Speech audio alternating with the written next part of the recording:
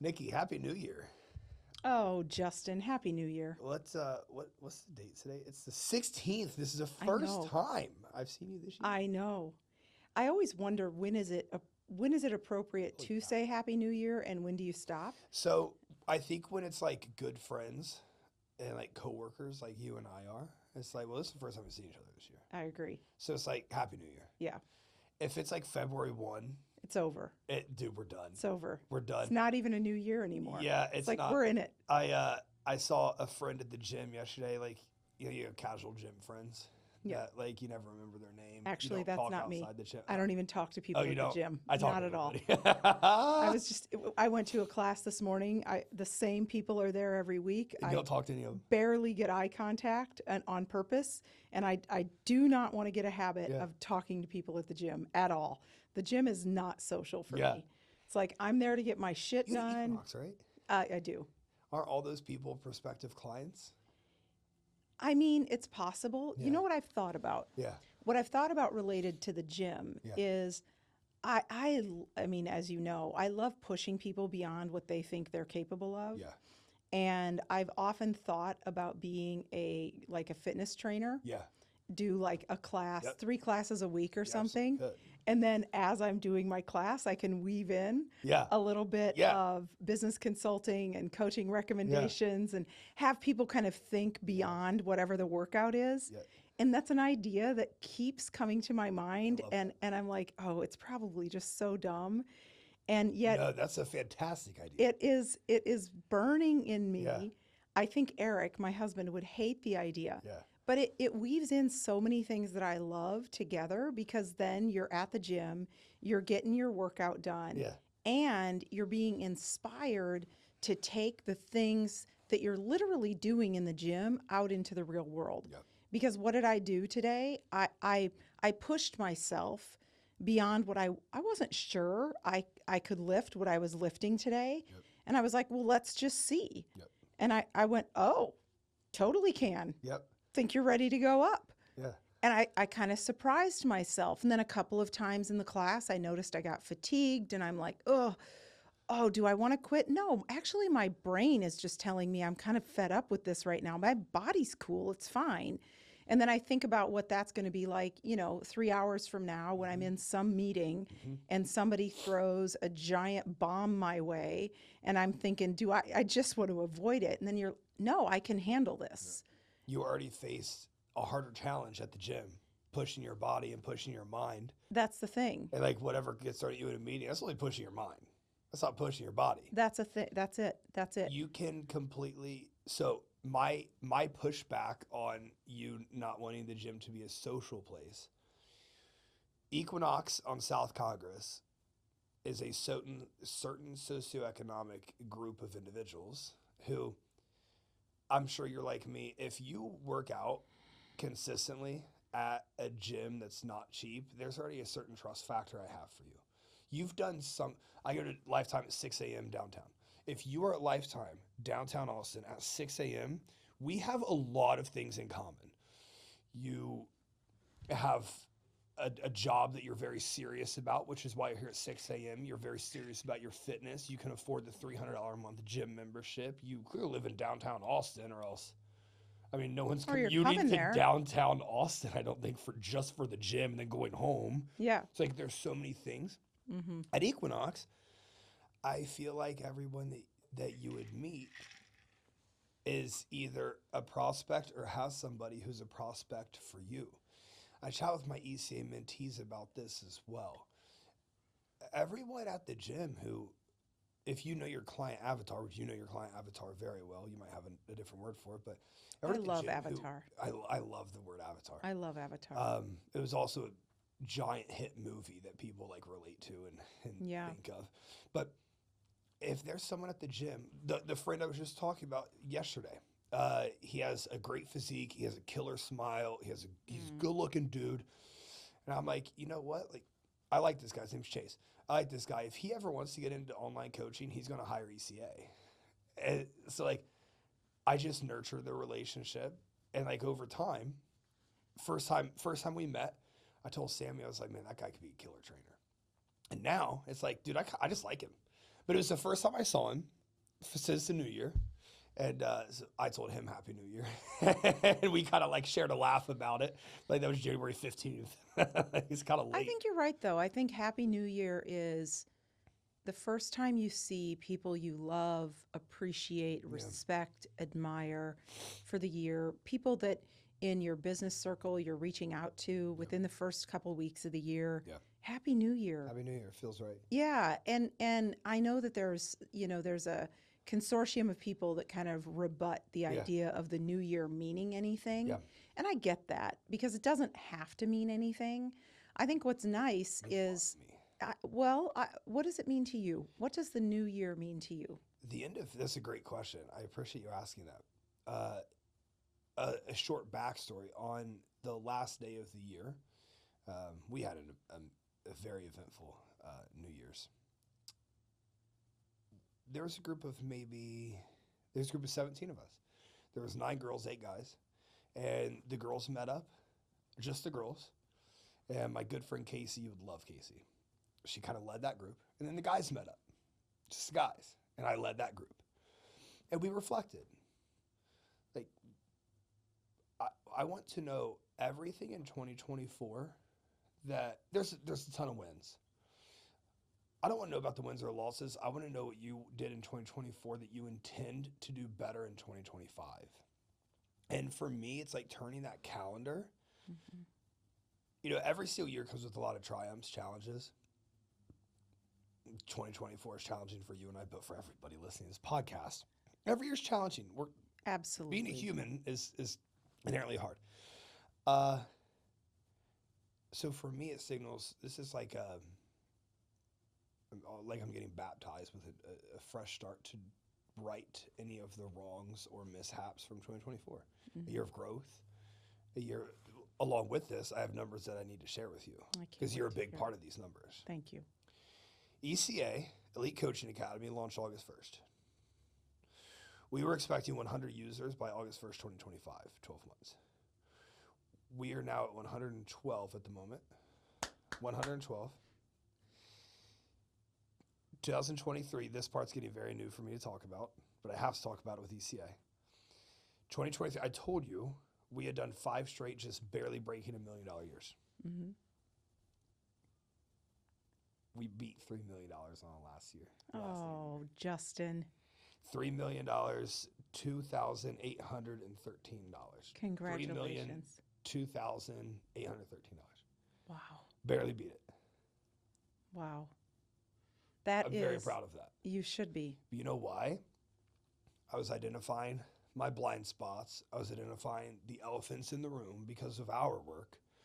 And it made me an actual CEO, an actual founder.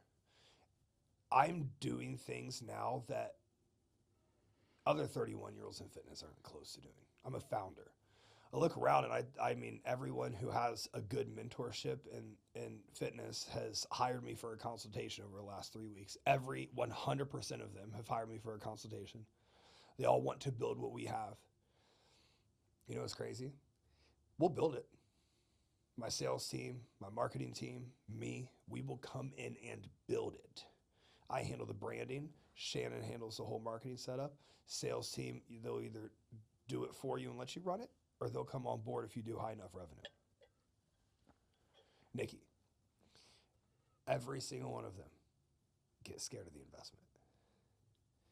The investment cost us $50K. I put in over $500,000 to ECA. All the mistakes I made, you're getting for a tenth of that cost. Mm-hmm.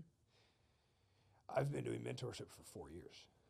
I'm going to expedite this timeline for these people so significantly. People are very risk averse. People don't want to put themselves right in the line of fire and actually go to that next level. And that's something that you helped me with tremendously.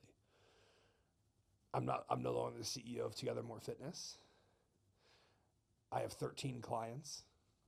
So I dropped my roster I was at 56 on November 1st, down to 13 now. Not possible to hire me. You can't hire me for fitness coaching. You can only hire me for mentorship. I opened up a one-to-one mentorship. $1,000 per week. We have a 50-minute call every week. I've already got 2 people in that. I haven't even pitched it. I haven't even talked about it. This is the first time it's been talked about. But it took me having a mentor like you to force me to be uncomfortable. And the reason I can do $3 million a year and everyone else is struggling to do $500,000 working 10 times more than me in fitness. Fitness is not an easy place. I make a ton of money. It's a brutal place. Very brutal. Because most people are in such a scarce mindset, Nickie, that they can't charge more than $300, or every single lead that comes through the door, they feel like they have to get this lead. I have to do whatever it takes to get their monthly payment in. Nah. Most people are not willing to charge what they're worth. I want to pause for a minute, because what you just shared is loaded with gold that we need to break down. Yeah, let's break it down. One, the starting point is the new year. So I like to look for where there are neutralizers in the world and in our lives. Natural neutralizers, something that we can all share in common. And the new year is a neutralizer. Very similar, although in a much different way, very similar as the pandemic was a neutralizer. Yeah. When the pandemic happened, there was not one person in the world that I'm aware of that was not part of the pandemic. Yeah. Every human being was part of the pandemic. It affected every single person. It neutralized us. We went from running our busy lives, having interstates and full of vehicles, sitting in our cars all day long, to 4-foot commutes where we'd either walk to the other part of our bedroom, we'd walk to a different room in the house, we'd sit in our dining room. The other thing that it neutralized is we all became the same size and shape on the screen. Yep. So the CEO didn't have a bigger screen, unless maybe they were talking. And then, of course, their screen was bigger. Great neutralizer. The pandemic neutralized. It helped us, whether you know it or don't. And if you don't know it, I hope you'll consciously really think about this. It helped us all understand we're human. Yeah. We're all in this. We're all suffering and enjoying together. And oh, by the way, in more ways than a million, we're equal. Yeah. And one way that was so obvious is when we were on mostly Zoom calls during the pandemic. Mm-hmm. Teams was not as big as it is now. Mm-hmm. The screen size was the same. Mm-hmm. Great neutralizer. The New Year's the same way. Every person in the world, yep. The year is coming to an end and a new year is beginning. So no, it isn't true that December 31st marks the true end, the literal end of something other than the year. Yeah. And that January 1st, suddenly everything else is brand new. Of course, that's not true. Mm-hmm. The part that's beautiful about the new year, though, is that it neutralizes. And we can all reflect, project, contemplate, celebrate. And you will notice at the end of the year, most people are in largely the same mood. Yeah. Because we do all get to exhale. Yep. We get to look and go, oh, good, that's behind us. Oh, at least for this brief moment in time between today and tomorrow, that year is gone. Mm-hmm. You don't know how much value there is in being able to reflect and say, oh, it's gone. Or, wow, I did that. Mm-hmm. Justin, you did $3 million, $3,200,000 something. 3,002,000, like we just broke $3,002,813. Yeah, 3,002,000. I love it. It's amazing. It's amazing. You cross that threshold into a new place. Yeah. It's fantastic. Yeah. I love that for you. So I want to call attention to that, because as we now are well into the throes of 2025, we will need to consciously look for neutralizing opportunities for the rest of this 11 and a half months. Mm-hmm. Because the only next natural opportunity is going to be December 31st. Yeah. You know, I don't want any other natural opportunity to happen. Hope not. So December 31st, we know we're going to get another natural opportunity for the whole world to neutralize and reset. Where, though, can you find opportunities to neutralize and reset now? Where do you need them? And so that's a fantastic thing to reflect on and to think about as we enter the year, and the freshness, as we're saying, right? Happy New Year's going away. Like it's January 16th. Yeah. You know, the next 6 days, we're probably going to be done with that. Yeah. And so now you have to start looking for, where do I have another Happy New Year type neutralizing opportunity? Yeah.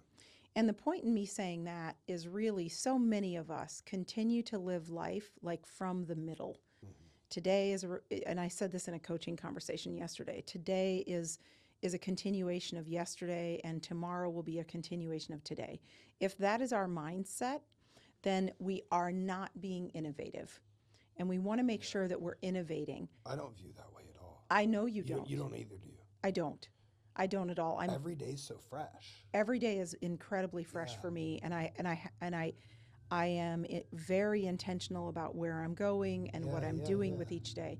That is not true for most of the world, and that brings me to the other piece that is gold that you brought up in this first topic. The other piece that you were talking about is that you spent $500,000. I just used the word spent, and I used it on purpose. And you are now charging $50,000, where you can teach others what you learned with your $500,000. And your comment was that people are so risk averse. I agree with that, and I'm going to up it a bit. People are very, it makes me sad. People are unwilling to bet on themselves. Yeah, they are. That's what it really is. More people than not are unwilling to bet on themselves. And either it's because they're not recognizing that that's what they're doing. They don't realize it's not the money they're scared of. Spending $50,000, and I know that can sound like a lot of money. And for a person who's making $30,000, you know, that's 20 months of your income. Totally get it. For somebody making $120,000, et cetera, $50,000 is a fair amount of money. The reality is, most people listening have somehow wasted $50,000.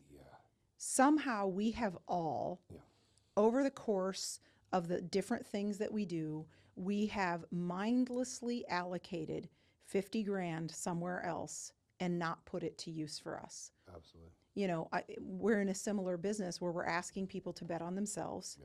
And I have a prospect right now that I'm talking to. I actually introduced him to you, and he has a very conservative, practical view on money.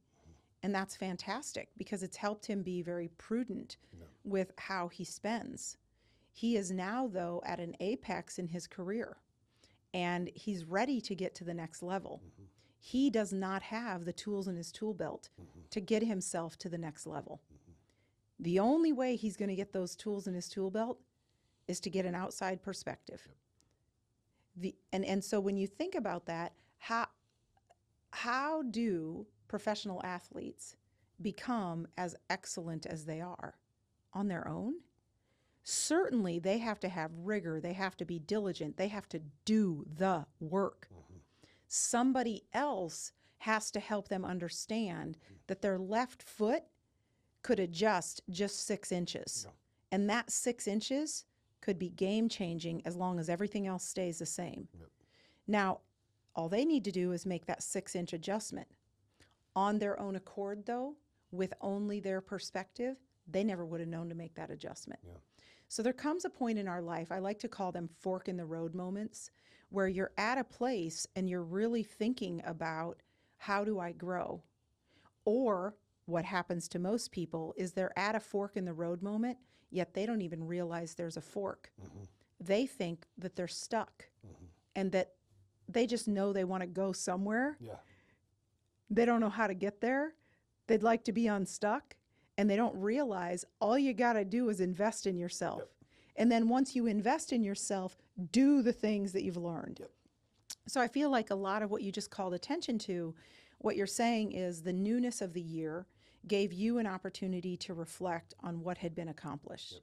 And I'm seeing how you're embodying and sitting in that right now. Mm-hmm. I see strength. And I don't mean from your physique. You're a bodybuilder, so of course you look strong. Mm-hmm. The strength is coming from your eyes, from how relaxed your face is, how calm your presence is. You're not spinning out right now. No. You're resolved. I You, spun out for 6 years. yeah, Not anymore. you know where you're Yeah. going. You know where you're going. Path is clear. And I made a content piece on this yesterday. There's this perfection paralysis that people get stuck in, and they refuse to move forward without this perfect plan. And I realized I had been in that for quite some time.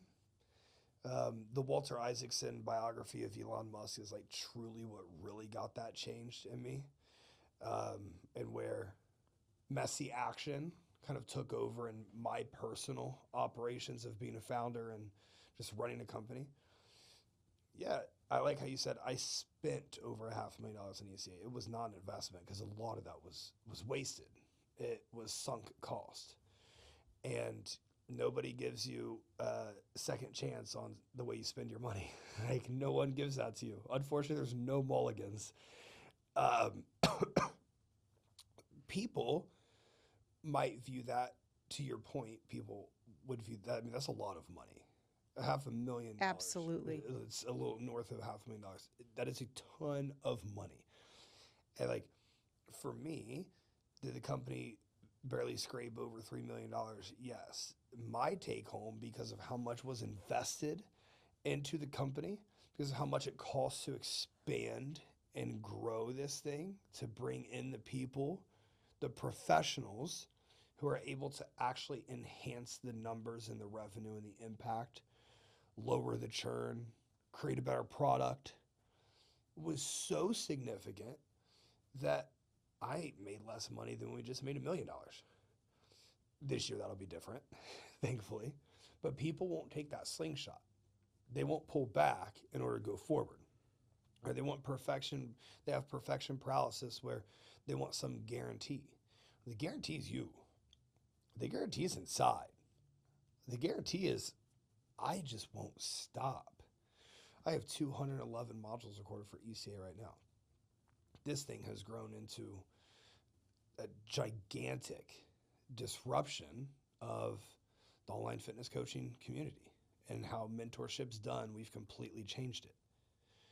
Everyone else is archaic and we're way ahead. I'm re-recording every single module in this podcast studio. To be honest, it's brutal. It's Takes brutal some work. work. Holy cow! I've been here all week. Like I made the comment when you and I walked in, like Anthony, sick of me yet? Like I've been here all week. People won't do that. People won't put in that effort to look at their product and realize, hey, this deliverable was good when we were charging, $2,000 for ECA, $3,000 for ECA. But now we're getting on calls with people and showing them how I can take your online fitness coaching company from $0 to $50,000 a month in revenue. So the product has to match that. So there's this perfection paralysis of I just won't get started. And you're acquiring knowledge, you're writing plans, you're talking to your closest confidants about the plans, but you never actually do anything. But at some point, rubber's got to meet the road and you've got to nail it forward. And you've just got to go. You're going to waste time, you're going to waste money. I've got gray hairs. Me and Peyton are currently in competition to see who can have more gray hairs. Like, dude, it's stressful as hell. It's still stressful. It's still so stressful. It always will be stressful. And let's actually take a minute and reframe what stress is. Stress is friction. Mm-hmm. And there's positive and there's negative stress. There's positive and there's negative friction. I think if we boil it down and we look at it as friction, though, that's what's most important. I was speaking with a group earlier this week, and this really resonated with them. What if you treated friction the same way a pilot has to treat friction when he's flying the plane? What if you treat friction like wind? Mm-hmm. And what if you recognize that it is only because of friction that you have the glorious opportunity to continue living? That is what it is to wake up. When we wake up in the morning, we wake up to friction. Whether the house is a little colder or warmer than you wanted it to be, that's easy, super easy to fix for most of us. Whether there's not any groceries in the house, whether you just lost your biggest client, whether you just added 3 of your largest clients ever, all of that is friction. What I mean by that is you got to figure it out. Yep. That's what a plane has to do. A plane can take off only when there is enough friction for it to fly. And as it's flying, it's not going straight. Thank goodness those pilots do a fantastic job of making us feel like it's going straight. But I can imagine they're dealing with a bit up there, There's a lot right? going on. And I don't know what it's like to go 500 miles an hour, but I bet you feel it. Yeah. You know, it might take a little bit of muscles to kind of navigate that from time to time. So if we, again, new perspective, if you look at friction, pressure, stress from a new lens and you recognize it's a gift, it's how you handle it. I want to speak to that for just a minute more because dealing with friction in a fresh, welcoming way takes a lot of work. A lot of work. You have to be committed to your health and well-being before you're committed to your business and your finances. If you're not committed to your own health and well-being, you know, our time this morning, I was late for. I had to make a choice as to what I was going to compromise. And I thank you for being graceful. I compromised the start of our time because I needed to be where I was this morning at 7:30. Yep. I needed to be there. I was up way before then. So what type of routine, Justin, do you have to take care of your mind and your well-being? I don't mean your fitness. What do you do to take care of your mind and your well-being where you can be receptive to friction? The first thing that comes to mind for me is I have these, my CMO, Shannon, who you've met. Yeah. I mean, she's the MVP. Like, she is the MVP behind all of this. Like, ECA, we wouldn't have near what we had if it wasn't for Shannon. The company Rev wouldn't be near what it was if it wasn't for Shannon. Like, she's the MVP behind this.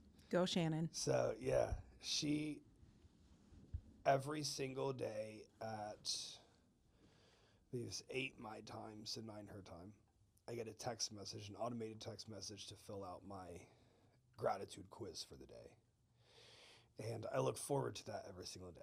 I give effort into all of the responses. There's 9 questions in there. And they make me really be where my feet are.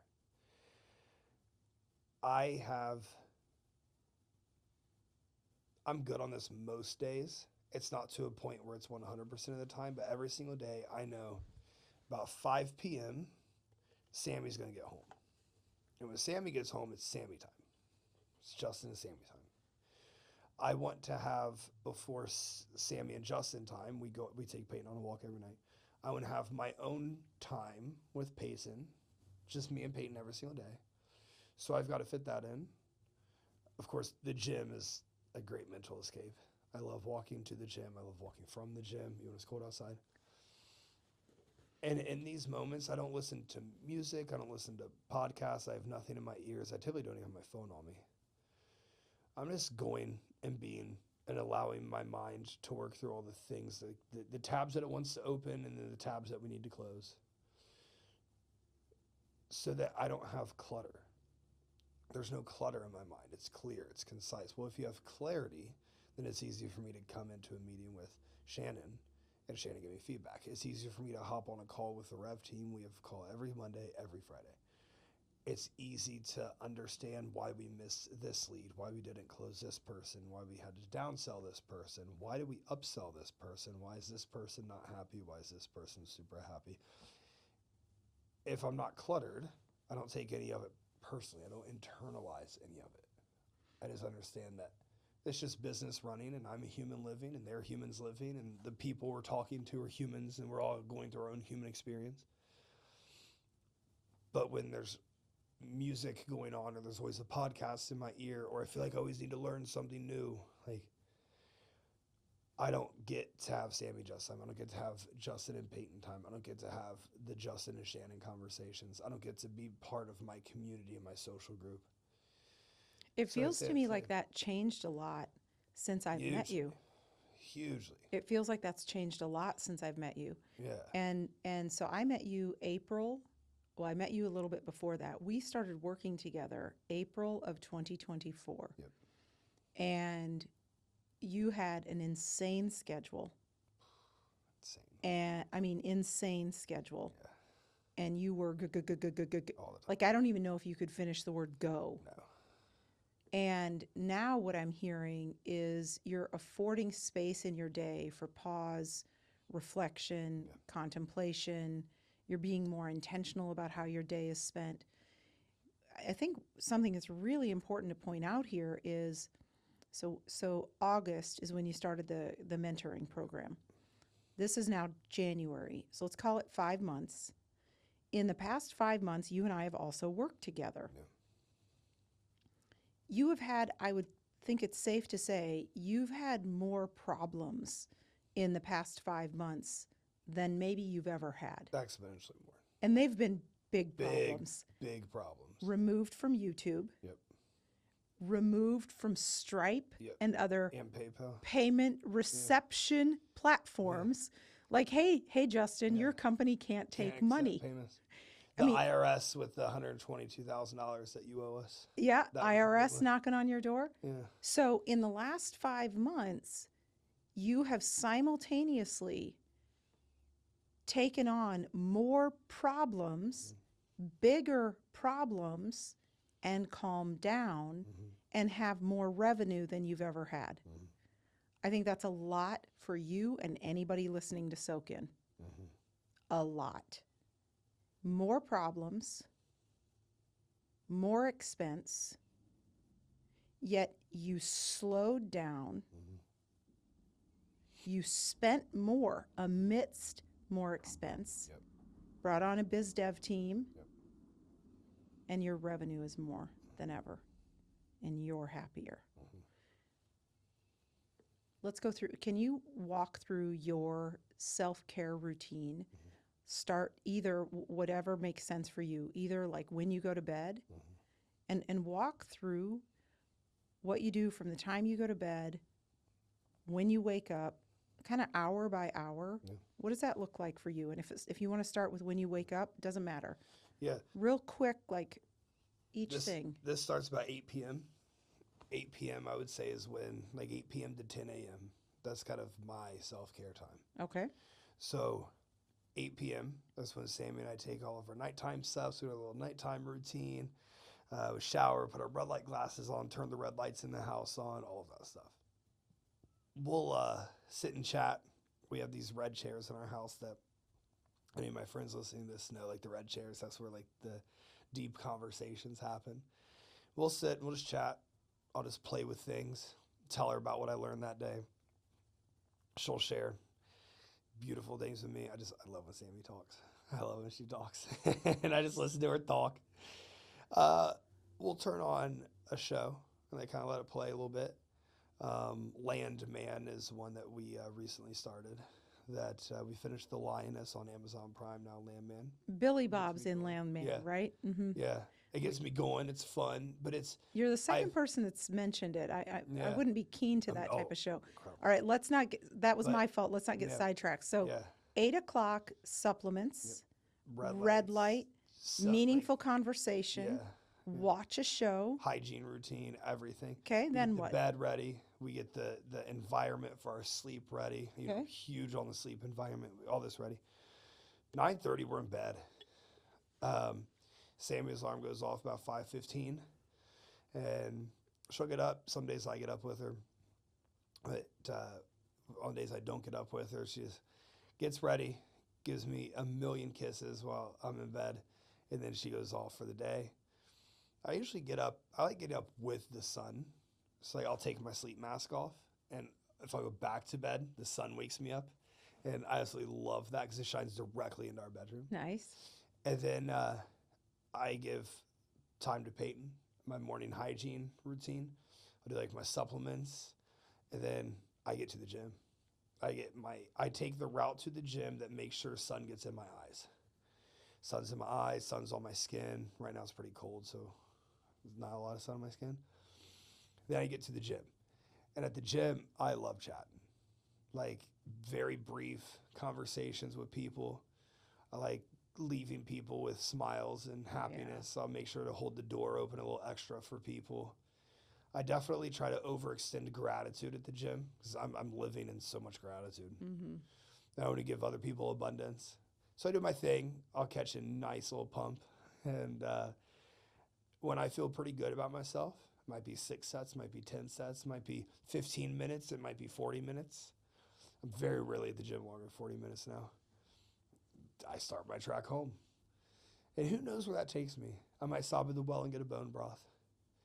I typically don't have coffee. I might stop at Peacock and get an orange juice and a strawberry banana smoothie. And I just kind of frolic around downtown. I start nothing until 10 a.m. Nothing. So like when Emily recorded this with you, Emily's like, hey, are you good to start this at 9 a.m.? I was like, yeah, I am. Like, it's a boundary I have. I don't work till before 10 a.m. And whatever I do in that time, I love scrolling X. I try not to spend a ton of time on IG. I don't learn a lot from TikTok. I get a lot of viewpoints that challenge my beliefs.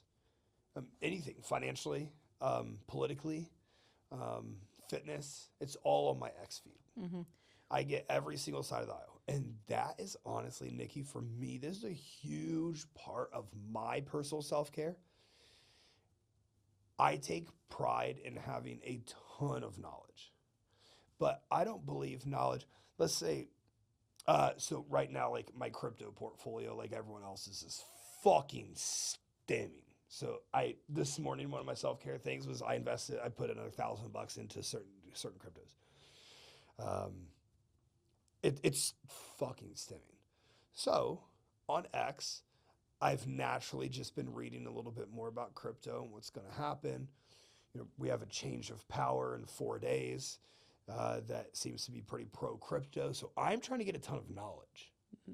But I can't only look, Nickie, at the good side because my crypto portfolio has gone down a lot too at times.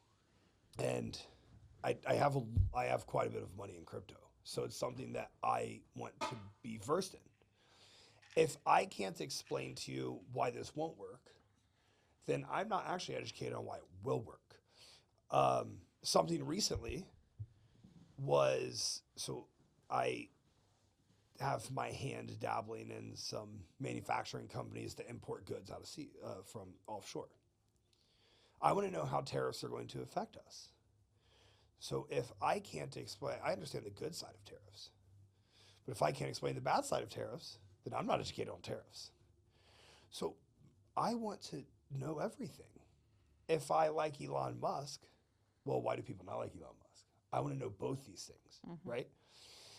For me, this is a huge part of me being able to work through the clutter because I'm sure if you and I sat down and we laid all of our beliefs out, there's many things that we probably don't have the same beliefs on. Of course. You have your life experience. I have my life experience. So if I think that I'm right, that means you're wrong. But I know you. You're very smart. You're very successful. You're somebody who I look up to. So if I think I'm right and you're wrong, but I know you and I like you and I view you as a mentor, Then How fucking smart am I? Like, I'm not very smart. well, and I think it really demonstrates the power of perspective. Yeah. And what I'm hearing you say, so let's go back to the routine first. And that is what you've begun to put in place. I'd never miss that routine. You're Ever. very careful about your routine, you're very intentional about it, and you're making sure that each activity in your routine is something that fuels you. Mm-hmm. You're treating your routine the way you treat your nutrition. Mm-hmm. Is it fueling me? Mm-hmm. Is it giving me what I need? Not everybody has the freedom in their schedule that you have. By my own choosing, I don't have the freedom in my schedule right now. Yeah. I still have a very meaningful routine, and I've made a big adjustment on my routine the start of this year, and I'm noticing some internal conflict happening right now Yeah. because I'm finding it's so strange not to do what I always had been doing. Mm-hmm. And so, but so enjoying what I am doing now. What I've started to do is I wake up, I'm usually up 5:30, and I do my morning supplements, thanks to you, my gut protocol, get all that done. That's in the kitchen. Then I walk to our living room, which is a precious space in our home. I love being in our home. Our home is a very inviting, welcoming. Being in our home is like being constantly hugged. And I love that. if you don't have that type of environment, change your environment. Oh my goodness. Like, I won't even move. My husband's been thinking about looking at a new house, and I'm like, ooh, it's got to be prettier, more welcoming, and Yeah. have a view. You guys moved, and me and Sammy, I might be first in line to take your house. Your house is, Oh, it is like a hug. It It's is. like a hug. Yeah, and it's beautiful, but it's not overdone. Yeah. It's not super I large. agree.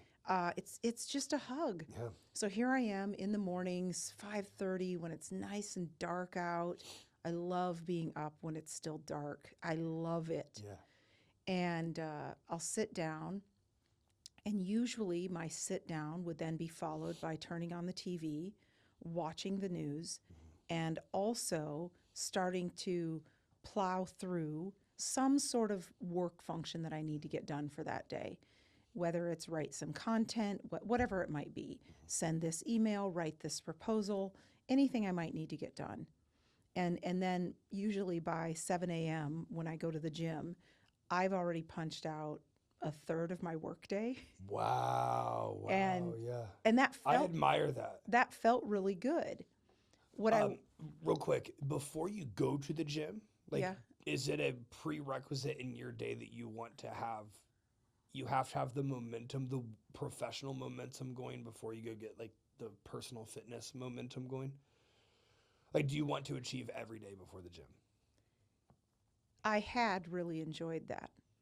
I'm achieving something different before I go to the gym now. So yes, what I did before, it just felt like Yeah. it felt almost like I'd lifted the heaviest I'd ever lifted. Because before I even get to the gym, I've done these 4 really big, meaningful tasks that are within my control and only I could do. And I didn't need to rely on somebody else because I'm not going to be asking somebody else at 5:30 or 6 in the morning, right? So it feels awesome. That's the part that I'm kind of craving for. That's a little bit of a drug that I'm kind of craving right now because I'm not doing it. Yeah. What I'm doing instead, I'm not turning on the television. I'm turning on mostly instrumental music, Okay. and I'm reading. Yep. And right now, I'm reading something that is teaching me. Like you, I want to learn. Now, I'm not reading about topics like world topics, things like that. I'm reading about how I could learn more about me, how I could learn where I can unlock, how I can help others unlock, that type of thing. So self-evolution.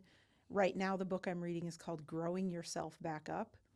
And I love that. Oh, I love that. it's amazing. Okay. What this book is teaching me is how to stop being the child that we can all regress into being sometimes, and that I can certainly regress into being sometimes, it is really teaching me how to stay in my adultness. And it's an old book. It was recommended to me by my therapist, of course. Fantastic book, very meaningful way to start the day.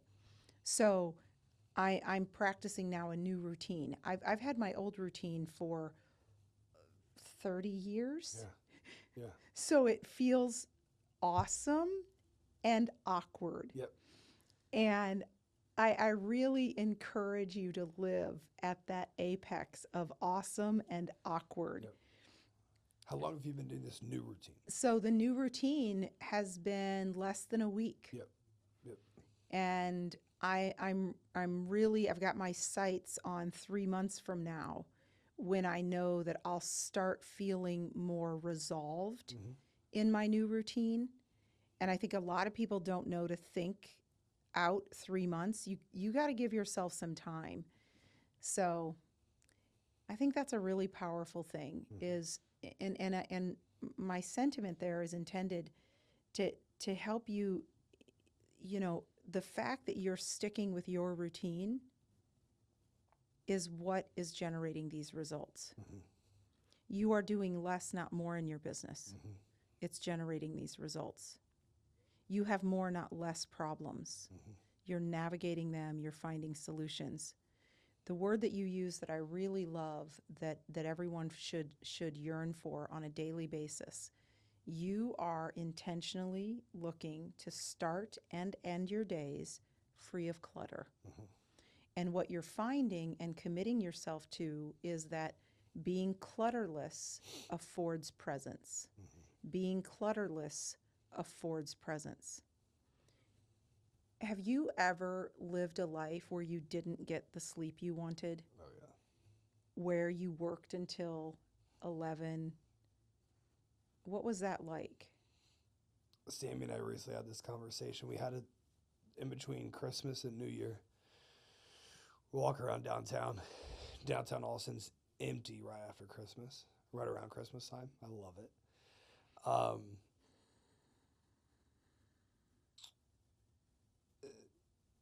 There was many points of 2024 where I wasn't sleeping at all. And it was in a phase of the company where, looking back, I still do stand by this. I had to produce. I had to crank. So she would go to bed and I would work. And I would like take a little nap here and there, like throughout the night, either in bed with her. Maybe I would just fall asleep on the couch with my laptop on me. Very toxic work hustle. It had to happen. It had to happen. I mean,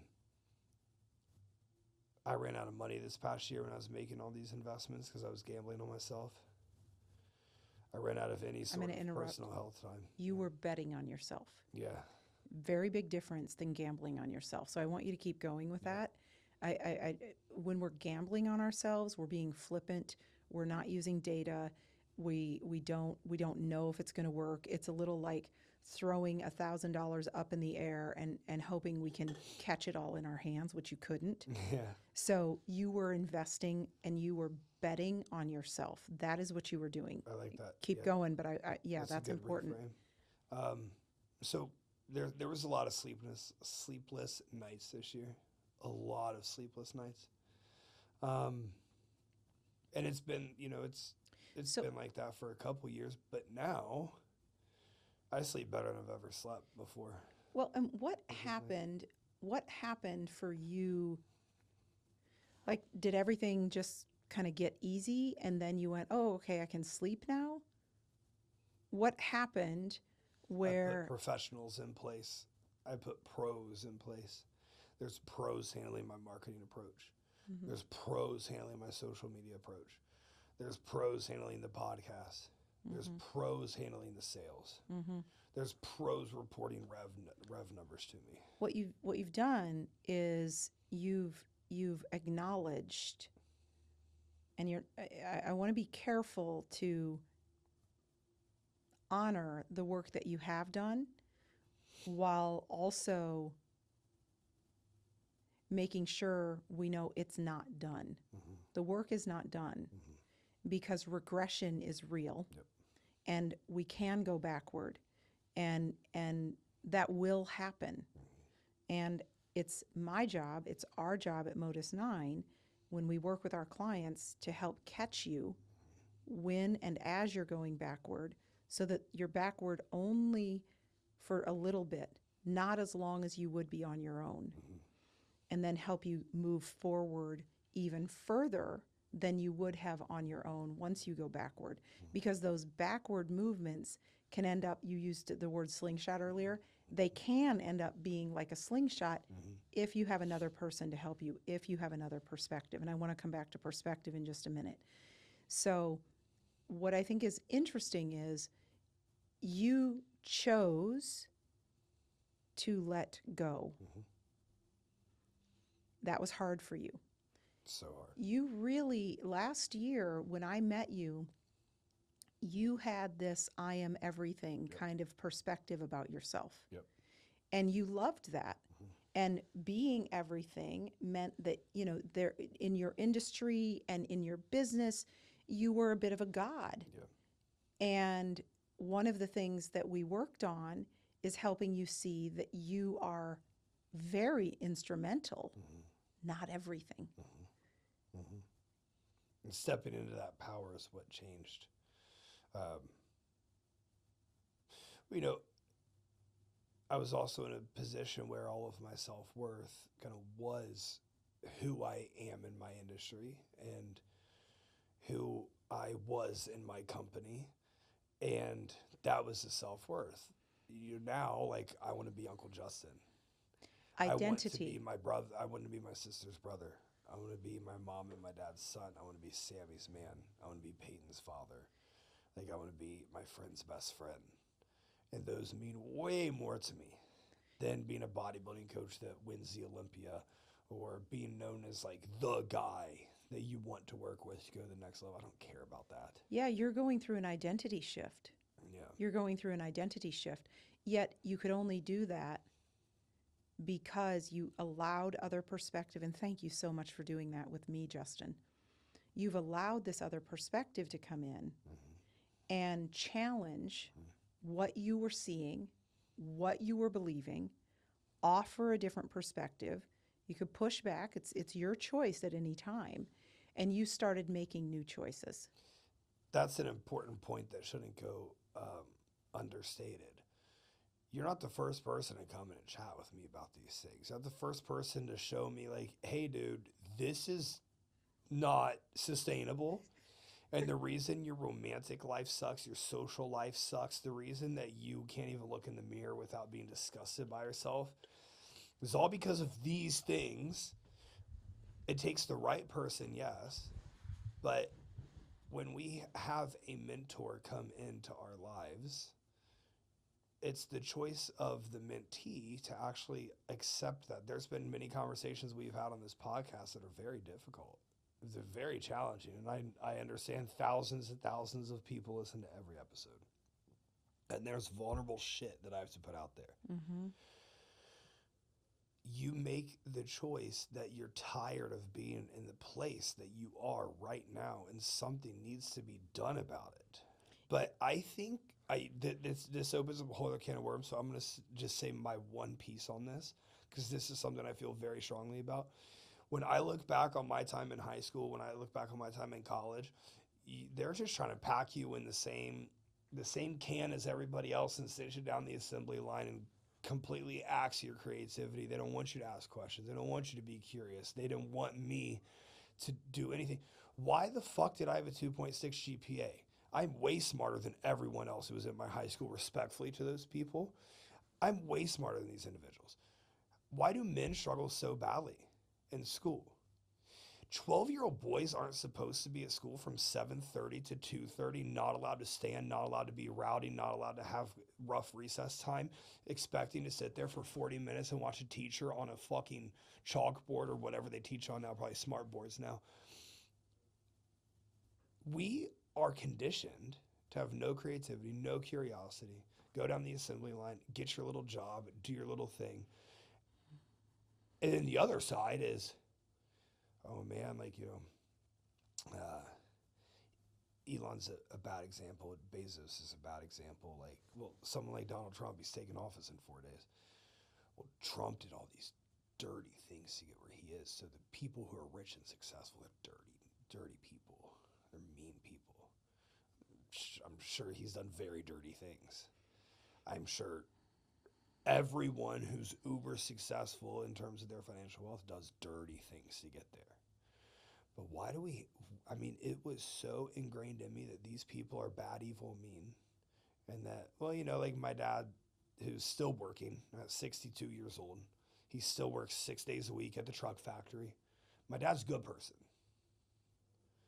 But this guy's evil because he's rich, because he is greedy, because I think that our creativity and curiosity gets so fucking challenged, just gets absolutely destroyed.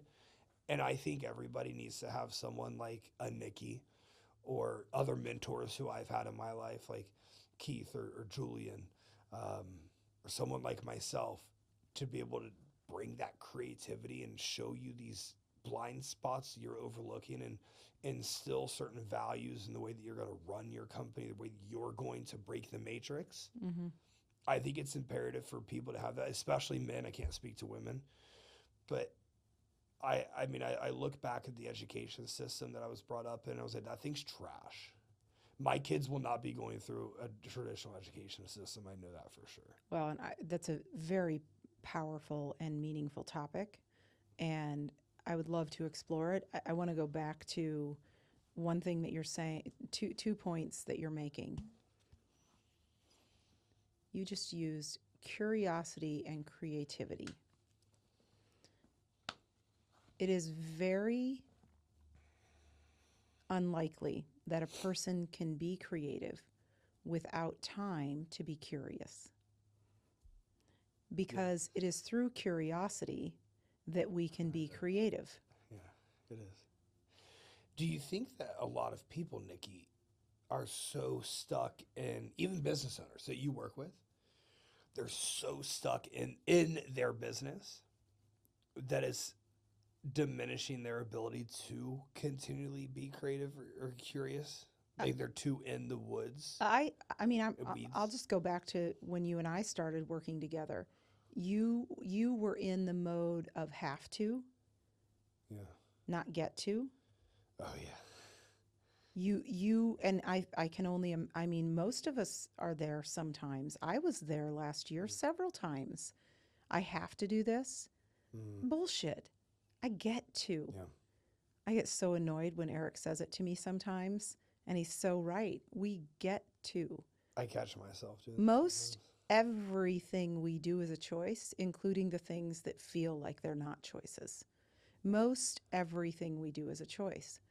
So when you go about your day with a spirit of I get to versus I have to, I mean, I could be bringing a very different energy today if I was thinking that I'm here because I have to. Yeah. Like scarcity versus abundance. Absolutely. Yeah. Fear versus possibility. And so yeah. it's also woven into that is another topic you've brought up, which is the power of perspective. And we've talked about that throughout today's conversation. Perspective is everything. And so what I want you to think about, perspective. We only have our perspective. What is it that we can do that can get a different view? Like I was giving the example of the coach to the pro earlier, move your left foot 6 inches. Yeah. Perspective shift. A drone. If we took a drone right now and we didn't have this ceiling above us, if we took a drone and we put it above us, 20 feet, 40 feet, 70 feet, 130 feet, we're going to see a whole different perspective. We might not think that this conversation is even that important if we zoomed up.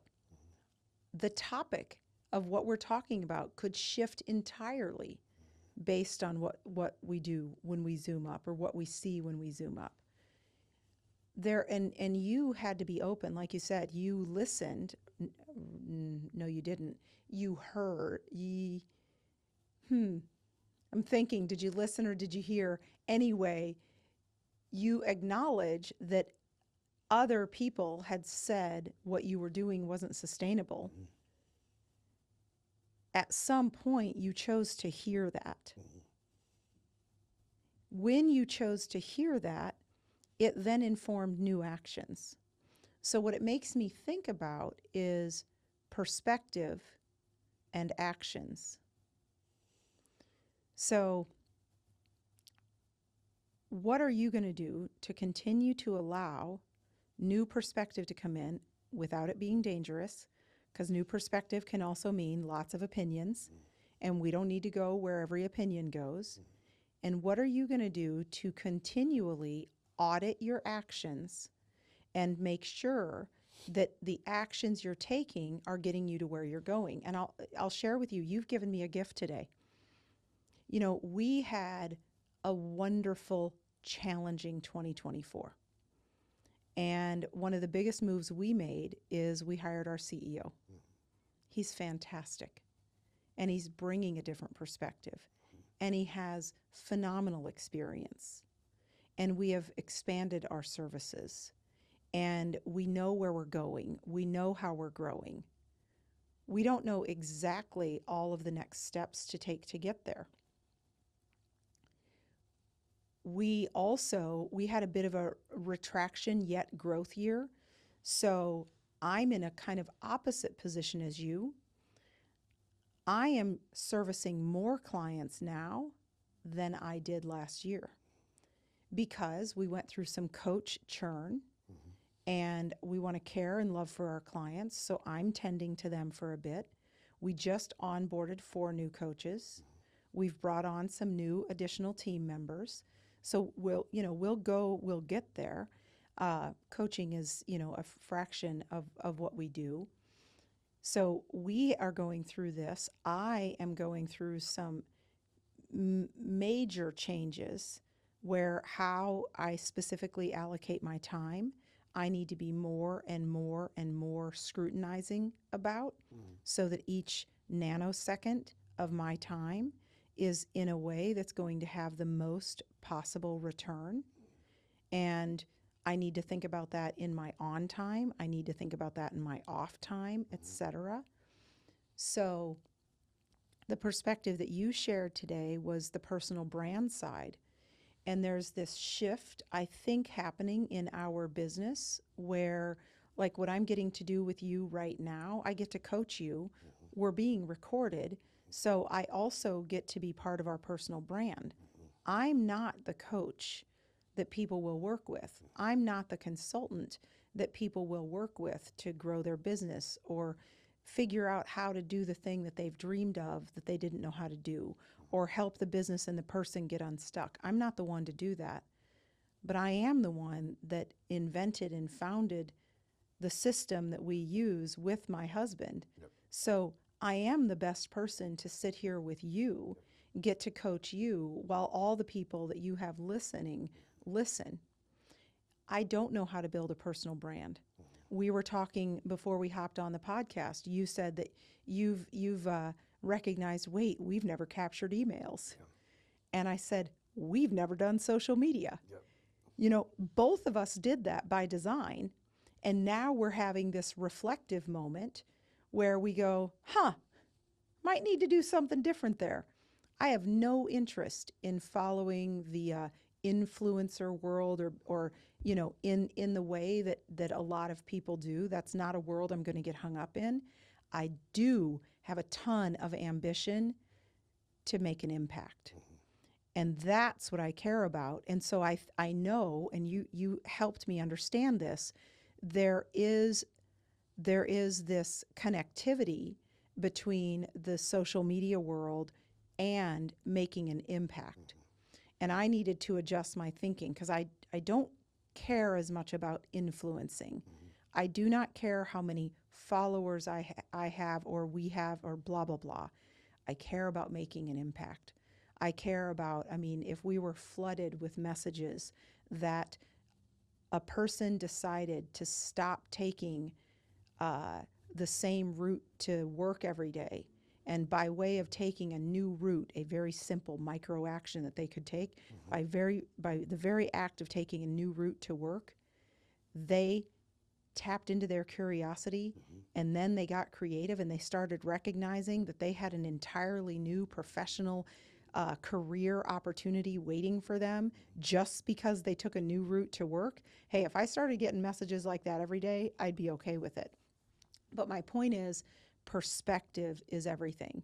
And so I ask you, Justin, what are you going to do to make sure that you are allowing additional perspective? It sounds like it's very natural for you. And continuing to be so intentional with your actions, because it's those two things that has helped you achieve a record year. Yeah. I wanna answer this, and then I want to touch on the personal brand versus influencer thereafter. I had a lot of confirmation bias in 2024 that me allowing perspectives of people, I do a very good job of surrounding myself with people I do have respect for. I don't waste time and energy on people that don't have something I admire about them. Yes. That does come very naturally for me. I had my friend Jason over last night, and we were chatting about, I mean, within the first couple of minutes of meeting somebody, I know the exact threshold of how much I'm going to ever be able to trust you. And who knows how I have that, why I have that, whatever the case may be. Maybe it's intuition. 2024, it's probably intuition. I trust myself. Maybe it's intuition. Heavy. Yeah. I mean, I really fucking trust myself. Yeah, good. You should. So in 2024, I have a bunch of confirmation bias. So, like when I started letting Nickie have more influence, Keith have more influence, Shannon have more influence, Kelly Igo have more influence, Danielle Kustenberger have more influence, Rev Team have more influence. When I just started letting these people have more influence, things got better. When I pulled down my ego and I just allowed all these opinions to come in, and then my intuition guides me to the next route that needs to go, everything got better.